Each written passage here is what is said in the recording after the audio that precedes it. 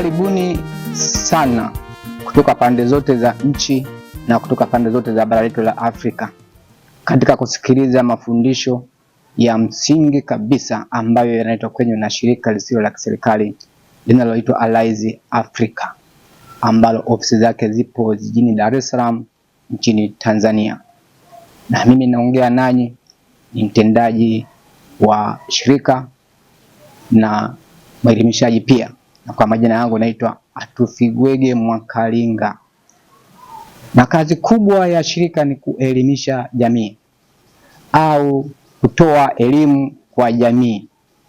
Sio elimu ya kitaaluma, bali ni elimu inayowajengea watu uelewa, au elimu ambayo inawapa watu maarifa ya kuwawezesha kuona mambo ambayo hawaoni, au kutambua mambo ambayo hawatambui, au kujua mambo ambayo hawajapata kujua. Na kwa muda huu tunakwenda kujifunza somo juu ya uwekezaji, ambapo tutajifunza maana hasa ya uwekezaji ni nini, lakini pia tutakwenda kujifunza mtiririko wa sababu zinazopelekea Waafrika kutonufaika na rasilimali zao kama ambavyo walipaswa kunufaika nazo. Basi wapendwa, ninawakaribisheni nyote ili muweze kupokea hekima na maarifa. Asanteni. Nini basi maana ya uwekezaji? Uwekezaji ni tendo la kuzitumia rasilimali katika kuzalisha kwa lengo la kupata faida au kupata kitu kikubwa kuliko hapo mwanzo. Mfano, mwekezaji anapochukua mbegu au punje ya mhindi na kwenda kuipanda mahali palipo na udongo mzuri wenye rutuba, na hiyo mbegu ikisha kuchipua na kuwa mmea, bado mwekezaji huyo ataendelea kutilia mbolea na maji pia, na hakika huo mmea utakuwa na afya njema ambao unaweza ukatoa mhindi mmoja au mahindi mawili yenye afya. Na hata wakati wa mavuno utakapofika, mwekezaji huyo kwa makadirio anaweza kupata punje zaidi ya 500, na kwa maana hiyo huyo mwekezaji atakuwa amepata faida kubwa, au atakuwa amepata kitu kikubwa kuliko hapo mwanzo, kwa maana aitumia punje moja na sasa ameweza kupata punje zaidi ya 500. Na kwa maana hiyo sifa kubwa ya uwekezaji unalenga kupata faida, na mara zote mwekezaji huwa anaiona faida tangu mwanzo hata kabla hajaanza kuwekeza, na kule kuiona faida ndiko kuna kumsukuma yeye kwanza kuwekeza. Manake kama hajaona faida hawezi kujisumbua kuwekeza. Ni sawa na mpanzi anapochukua mbegu zake kwenda kupanda, hawezi akaenda kupanda mahali palipo na mwamba, bali atapanda mahali palipo na udongo mzuri wenye rutuba, naye akitegemea kupata mazao mengi. Ni hali kadhalika hata kwa mwekezaji ni hivyo hivyo, hawezi akawekeza mahali ambapo haoni faida, bali mahali ambapo anaona faida.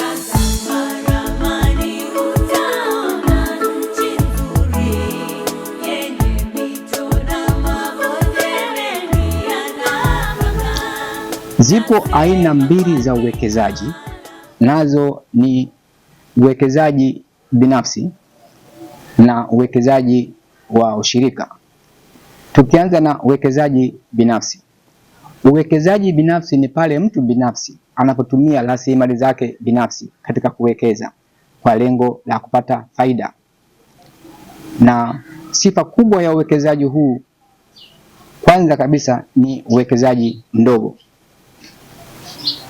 Lakini sifa ya pili ni uwekezaji ambao una uhuru wa kimaamuzi, kwa maana kwamba ni uwekezaji binafsi, hauingiliwi na mtu mwingine yeyote. Lakini sifa ya tatu ni kwamba haunaga migogoro, ni kwa sababu ni uwekezaji binafsi. Na hizo ndio sifa za uwekezaji binafsi. Tukija kwenye uwekezaji wa ushirika. Uwekezaji wa ushirika ni pale watu wawili na kuendelea wanapoweza kushirikiana katika kuwekeza kwa lengo la kujipatia faida. Na sababu kubwa ya watu kuingia katika uwekezaji wa ushirika ni hasa mbili. Sababu ya kwanza kabisa ni kwamba kuna baadhi ya watu ambao uchumi wao ni mdogo au kipato chao ni kidogo, na hivyo kushindwa kuwekeza katika miradi ambayo ni mikubwa au iko nje ya uwezo wao. Na kwa mazingira hayo wanalazimika kushirikiana ili kukusanya nguvu za kuweza kufikia ule uwezo wa kuwekeza katika miradi hiyo ambayo ni mikubwa au iko nje ya uwezo wao. Kwa mfano, inaweza kuwa ni kiwanda cha kutengeneza biskuti ambacho kinagharimu takriban shilingi bilioni 2. Na kwa maana hiyo watu wanaweza kaungana pamoja kuanzia watu wawili na kuendelea mpaka pale watapoweza kufikisha kiwango cha shilingi bilioni 2, ndipo uzalishaji unaweza ukaanza. Lakini sababu ya pili ni kwamba kuna baadhi ya miradi mingine ambayo uwekezaji hauwezi ukafanyika kama kuna rasilimali moja. Manake mpaka kuwepo na rasilimali 2 na kuendelea ndipo uwekezaji unaweza ukafanyika. Kwa mfano, mtu mwenye shamba kubwa ambalo ukubwa wake labda ni hekari 5,000, lakini bahati mbaya akakosa rasilimali za vifaa vya kulimia kama vile trekta, manake uzalishaji hauwezi ukafanyika na hilo shamba haliwezi kumletea faida yoyote. Ni hali kadhalika kwa mtu ambaye ana rasilimali za vifaa vya kulimia kama trekta, na yeye pia akakosa shamba, na yeye pia uzalishaji hauwezi ukafanyika. Au nchi yenye rasilimali za madini, gesi, mafuta, lakini bahati mbaya ikakosa rasilimali ya teknolojia ya kuchimba hizo rasilimali, maana yake ni kwamba uzalishaji hauwezi ukafanyika na hizo rasilimali hazitakuwa na faida yoyote kwa taifa.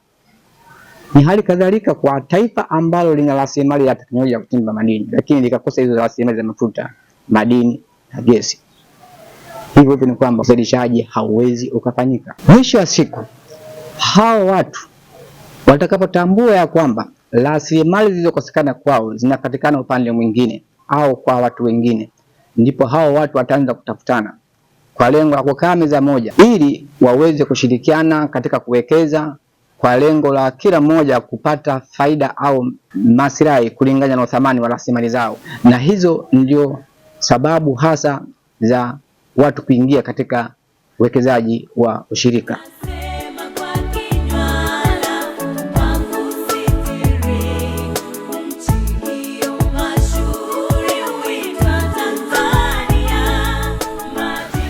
Lakini pia zipo sifa zifuatazo juu ya uwekezaji wa ushirika, na sifa hizo ni kama ifuatavyo.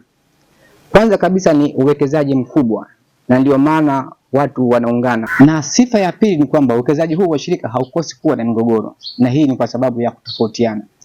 Kwa mfano, tofautiana inaweza kuwa ni za kitabia, kwa maana kwamba mwingine anaweza kuwa na tabia njema na mwingine anaweza kuwa na tabia mbaya, na huyu mwenye tabia mbaya ndio atakuwa chanzo cha mgogoro, kwa maana atakuwa anajaribu pengine hujumu au kudhulumu mwenzie.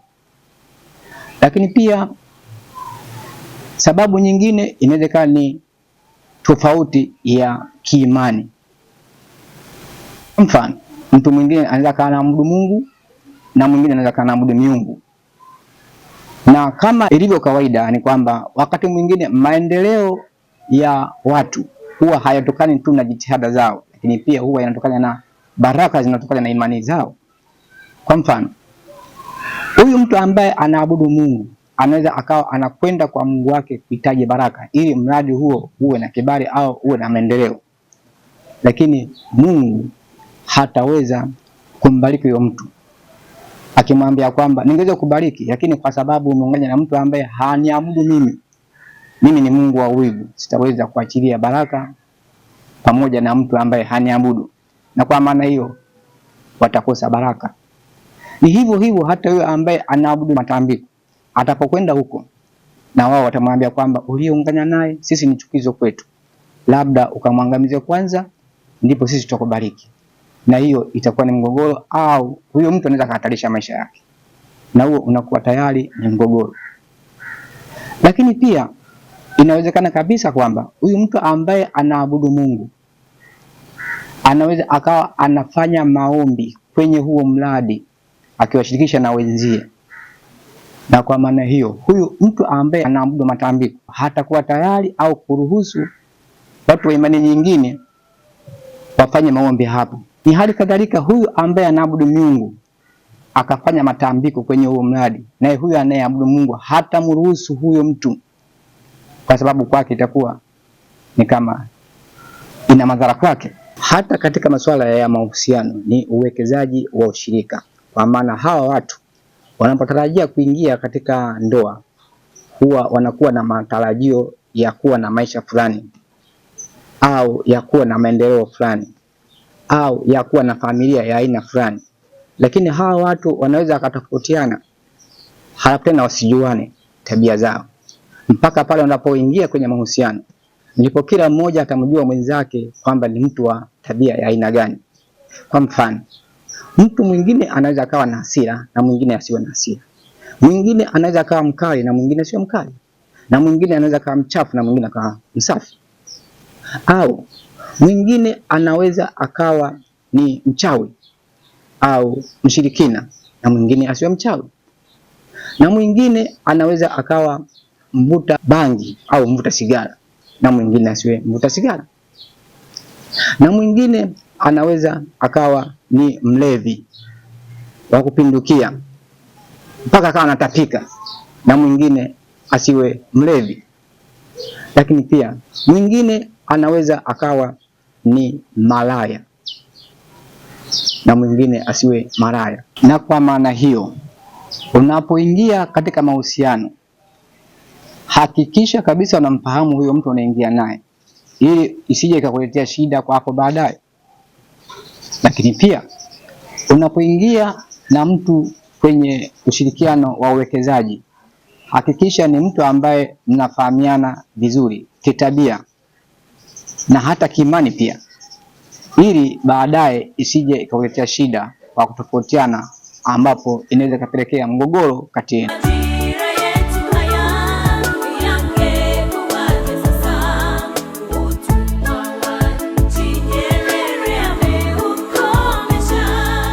Na sifa nyingine ya uwekezaji huu wa ushirika ni kwamba haukosi kuwa na mikataba ya kisheria. Na kazi kubwa ya hii mikataba ya kisheria kwanza ni kulinda maslahi ya pande zote hizi mbili. Kwa mfano, inaweza kutokea upande mmoja ukawa unataka kuhujumu upande mwingine, na hivyo basi mikataba ya kisheria itasimama imara kulinda maslahi ya upande huu unaohujumiwa. Lakini kazi nyingine ya mikataba ya kisheria ni kulinda mkataba wenyewe uliosainiwa. Kwa mfano, inaweza kutokea upande mmoja unaweza kugundua kwamba haupati maslahi kama ambavyo ulikuwa unatarajia ungepata maslahi. Aidha ni kwa sababu ulikosea kusaini au kwa kutokujua. Na hivyo sasa unataka kuweza kurekebisha au kuvunja mkataba. Na ndio hapo mkataba wa kisheria utasimama imara kuulinda mkataba, kuhakikisha kwamba haurekebishwi na wala hauvunjwi mpaka mwisho wa mkataba. Na kama huo mkataba ulisainiwa kwa kipindi kirefu sana, ni kwamba pia hasara nayo itakuwa ni kubwa sana. Na kwa maana hiyo, ninatoa shauri hasa kwa nchi za Afrika ambazo hazina uelewa sawasawa juu ya rasilimali zao, kujiepusha kusaini mikataba inayochukua kipindi kirefu. Badala yake usaini mikataba inayochukua kipindi kifupi ya miaka 5, miaka 10 na ikizidi zaidi miaka 15.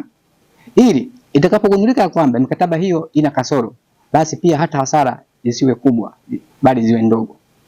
Na hii ndio maana hasa ya uwekezaji. Mwisho, nina ombi moja kwenu. Nahitaji pesa na mali pia kwa ajili ya kukamilisha malengo yetu ya kuelimisha jamii na kuleta maendeleo barani Afrika. Na kwa kufanya hivyo mtakuwa muungana pamoja nasi katika kuelimisha jamii na katika kuleta maendeleo barani Afrika. Mpaka hapo sina la ziada. Nami na wageni ningesema Mungu ibariki Tanzania na Mungu ibariki Afrika.